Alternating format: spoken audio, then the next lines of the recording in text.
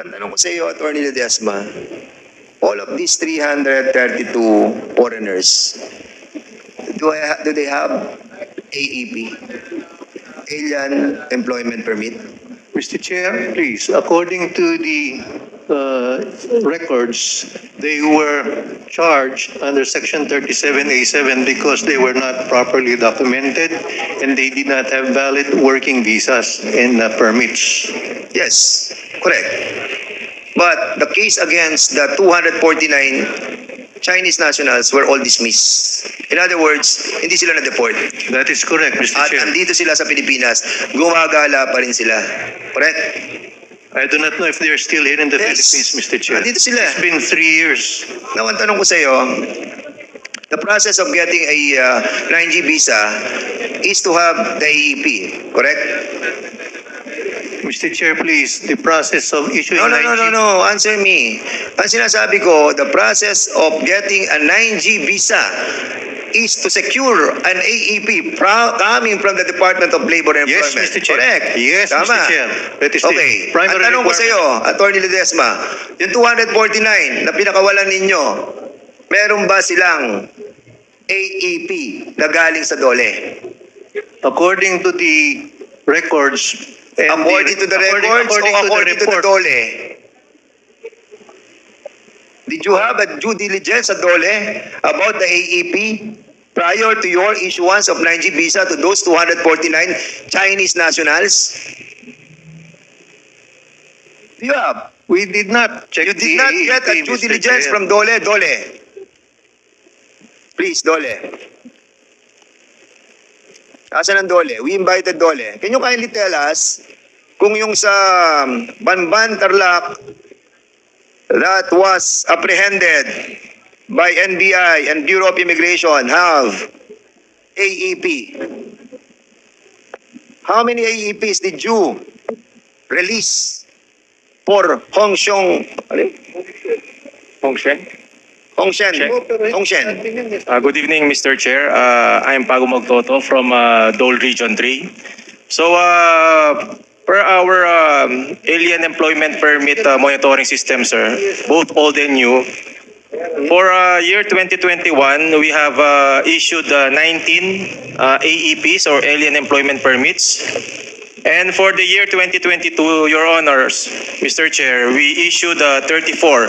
Wait, 2021 you issued how many AEPs? 19, Your Mr. Chair. 19. Oh, but sir, Attorney Ledesma, they issued 19 AEPs, a requirement prior to the issuance of 9G visa. Para sa kaalaman ng ating mga kababayan, this 9G visa, kapag sinecure mo, mabibigyan mo ng 3 taon dito magtatrabaho yung mga Chinese national na yan. Kaya ayaw nila ng SWP o yung tinatawag nating working permit. Dahil yun, 6 months lang yun. And AEP is one of the requirement of the 9G visa para makapagtrabaho dito yung mga Chinese na yan. And, of course, dapat kung magtatrabaho sila dito, priority natin ang mga Pilipino. Pero hindi pinaprioritize. Saan ang galing, Attorney Ledesma? Kung 19 lamang ang nakuwang nabigay nilang AEP doon sa Hongshen, yung nahuli doon na 332, pinakawalan nyo yung 249, okay? Saan ang galing ang AEP nila?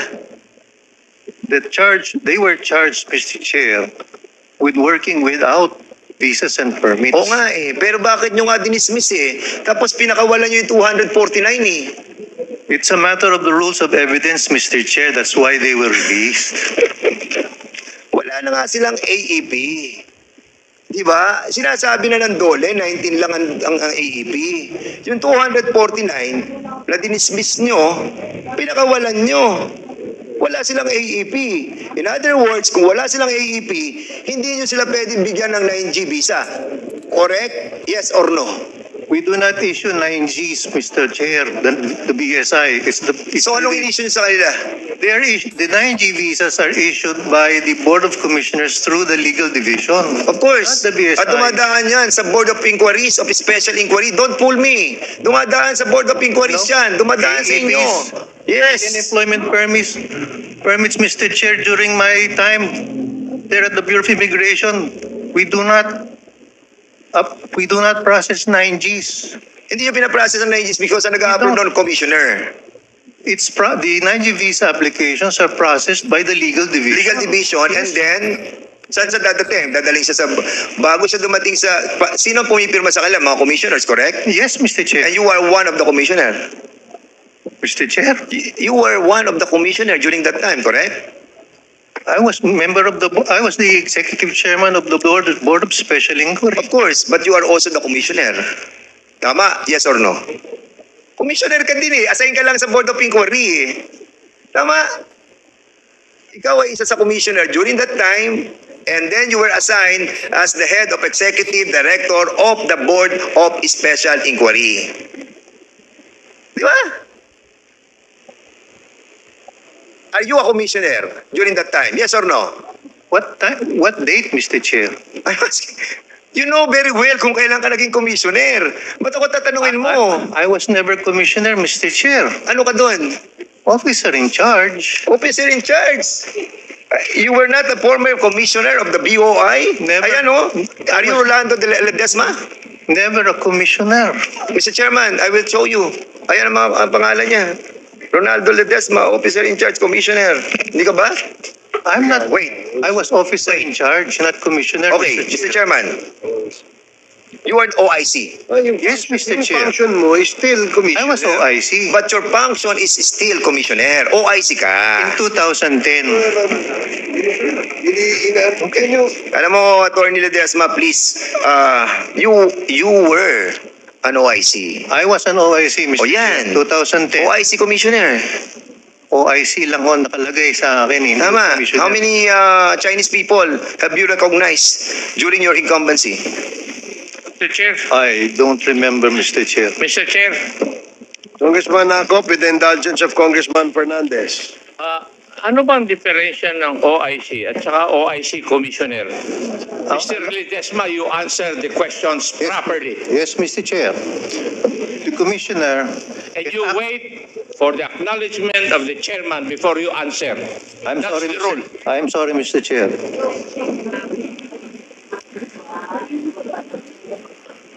Okay, proceed. Tanong ko, are you asking something? No. Let him reply first. Sige, what is your response? An officer in charge has limited powers, Mr. Chair.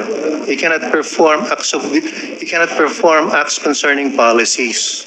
He operates only on the basis of running the daily affairs of the office. But the commissioner can implement policies, serious policies and guidelines.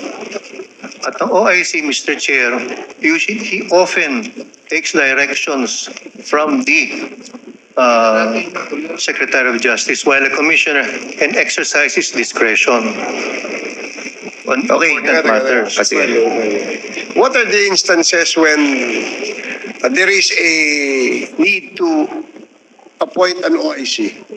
Often when, may I answer, Mr. Chair? Yes, please. Often when there is a vacancy and the vacancy for a commissioner or a deputy commissioner is vacated, Now, if there is a vacancy and an OIC is appointed and there is a need to change a policy of the immigration, can you not perform the duty of a regular commissioner? we have to seek the permission of the secretary, Mr. Chair. In fact, the orders, instructions have to be countersigned by the secretary. I agree, because everything that the commissioners, how many commissioners there are in the bureau? There is one commissioner and there are two deputy commissioners. Two deputy commissioners. Right now, there are three deputy commissioners, Mr. Chair. So in the event that a policy must be changed, who proposes changes in the policy? Is it the DOJ, the SOJ, or it should come from the commissioners or the members of the commission? It can be a proposal submitted by the board. It can be a proposal submitted by the commissioner, Mr. Chair. So in other words, pwedeng manggaling sa inyo. Pwede manggaling sa inyo. Sabi Yes, ko, Mr. pwede Chair. sa SOJ, pwede sa inyo eh. Di ba? Yes, Mr. Chair. Oh, ang tanong kasi sa'yo kanina ni Congressman Dan Fernandez, Were you ever appointed as a commissioner? Sabi mo no, OIC lang.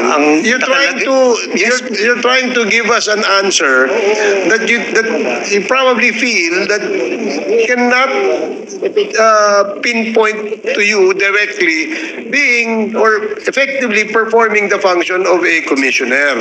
Yun din yun eh. Di ba? Yun din yun eh, di ba?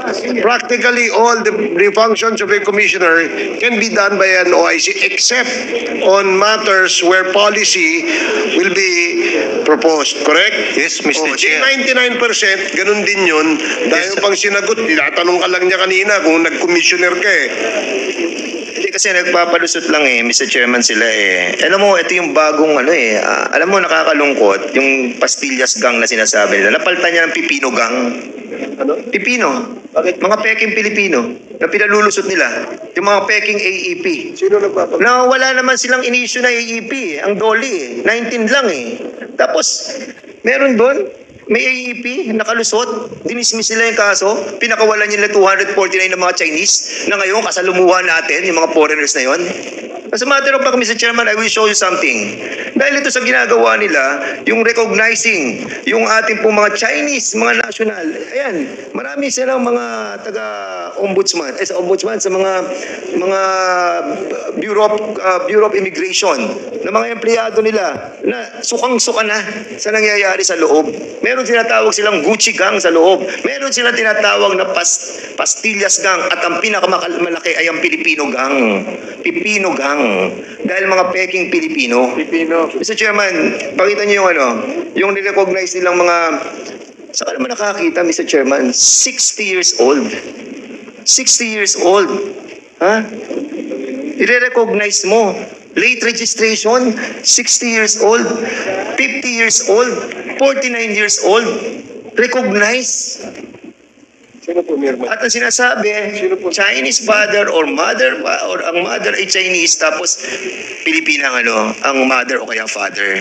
And then, kukuha ng birth certificate na late registration, makikita nyo yan. Yung mga nandyan, 60, 50, 49. Yung mga Chinese na yan, Mr. Chairman, 18 years old pa lamang, pwede na lang piliin kung ano sila, Pilipino o Chinese. During that time of being an 18-year-old, doon ka mamili kung sino ka, kung Pilipino ka o Chinese. Pero 60 years old, 49, ganito kakapal ang inaprubahan nyo. Isa pa lamang ang nakukuha ko. Saying that all these Chinese became Filipino.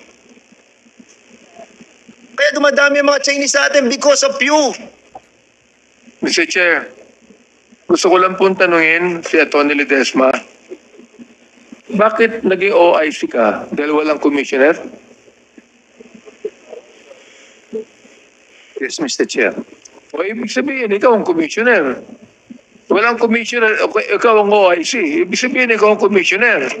Mr. Chair, I would like to declare that I'm going to file a resolution investigating the Bureau of Customs.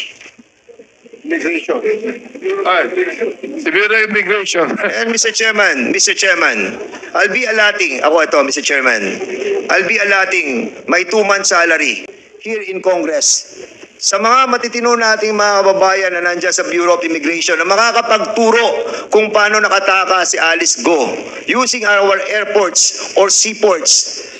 Yung 2 buwang sweldo ko, ibibigay ko sa inyo. Help us. This Quadcom is serious in cleaning our government. Join us, Mr. Chairman. Mr. Chair, kayo nung mabibigay? Hindi, sa mga kapagturo kung paano nakataas. I'm pretty sure, Mr. Chairman, because I have checked the CAAP.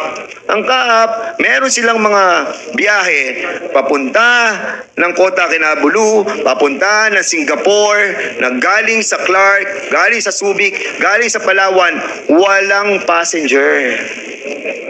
And they know the ports, they know the seaports, they handle the division of checking those flights going out and going in. Maluluwag ang mga seaports natin, maluluwag ang mga airports natin.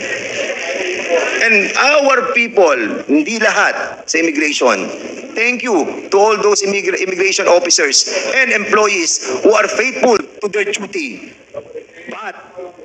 But, To those who are bad eggs, sorry, pero magkalaban tayo. Linisin natin ang gobyerno, tulungan ninyo ako, 2 buwan na sweldo ko, ibibigay ko sa makakapagturo kung paano nakataka si Alice Go with the help of our immigration officers.